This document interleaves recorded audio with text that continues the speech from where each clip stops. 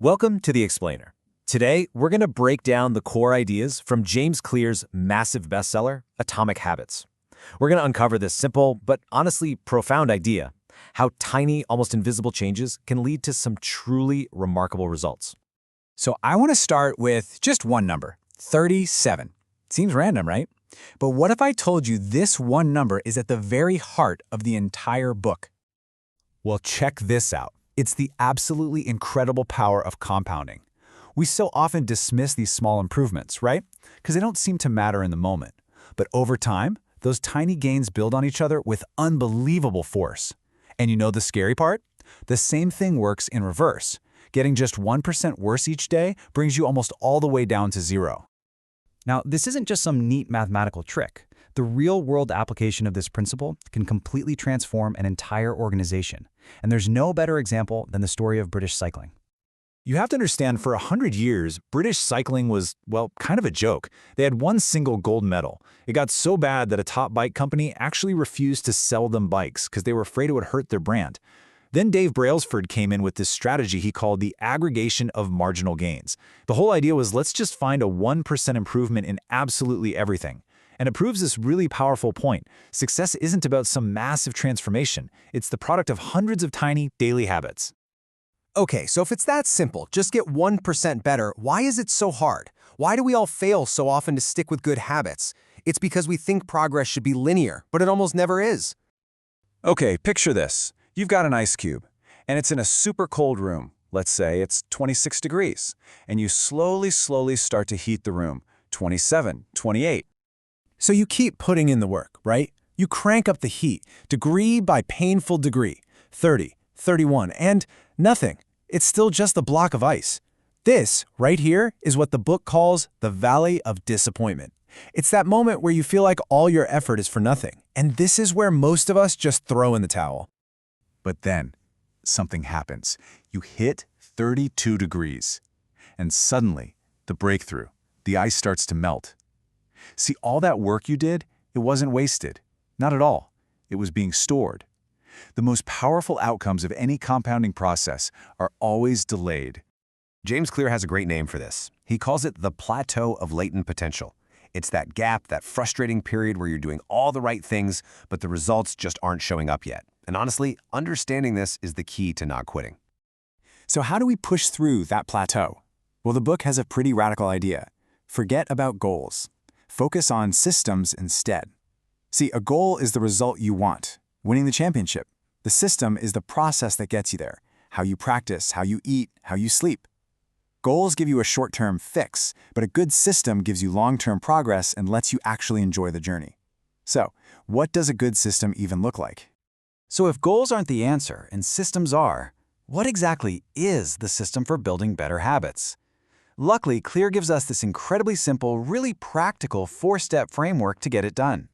He calls them the 4 laws of behavior change. And you can think of them like levers. You pull them one way to build a good habit, and you just flip them to break a bad one. Let's walk through them. Okay, law number 1, make it obvious. This is all about the trigger, the cue that kicks off the habit in the first place. The thing is, most of our habits are so automatic we don't even see the cues anymore. So if you want to build a new habit, you have to make that cue impossible to ignore. And this all comes down to what he calls environment design. Your surroundings are constantly nudging you in one direction or another. So if you want to practice guitar, don't hide it in a case in the closet. Put it right in the middle of your living room. The big idea here, you've got to be the architect of your world, not just a consumer living in it. All right, law number 2 is make it attractive. See, every habit runs on this little dopamine feedback loop in your brain. So the more tempting and appealing something is, the more likely you are to do it. The question is, how do we make the things we should do more attractive? Well, there's this brilliant strategy called temptation bundling. It's so simple. You just pair something you want to do with something you need to do. The story about the engineering student is just perfect. He literally hacked his bike so he could only watch Netflix if he was pedaling. He didn't try to force himself to exercise. He made it something he couldn't wait to do.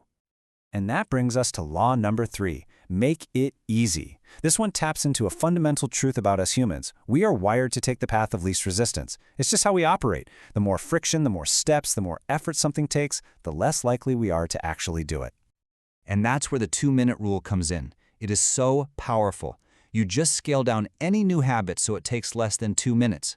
The point isn't to get amazing results in 120 seconds. No, the point is to master the art of showing up. Make it so easy to start that you can't say no. The rest, it'll follow. And last but not least, law number 4, make it satisfying. This might be the most important rule of all. What is immediately rewarded gets repeated. What is immediately punished gets avoided. Our brains are not designed for delayed gratification. For a habit to stick, we need to feel some kind of success, some kind of reward right away. You have to find a way to get that immediate win. And that's why the savings account example is so good. Every time you skip eating out, you don't just feel virtuous. You see $50 pop up in your trip to Europe account. That's the immediate hit of satisfaction your brain needs to say, hey, let's do that again. Okay, so we've got the 4 laws. But this whole system, it's not just about being more productive or checking off a to-do list. It all builds to something much, much deeper. I mean, what's the real point of all this? Is it just about the results? Losing the weight, learning the language, building the business? Or is there something else going on? And this, for me, is the most powerful idea in the entire book. True behavior change is identity change. The goal isn't just to do something, it's to become someone. The point isn't to read a book, it's to become a reader. Every single thing you do is like casting a vote for the type of person you want to be. Your habits are literally how you embody an identity. The tiny choices you make day in and day out, they're not just getting you results, they are actively shaping what you believe about yourself.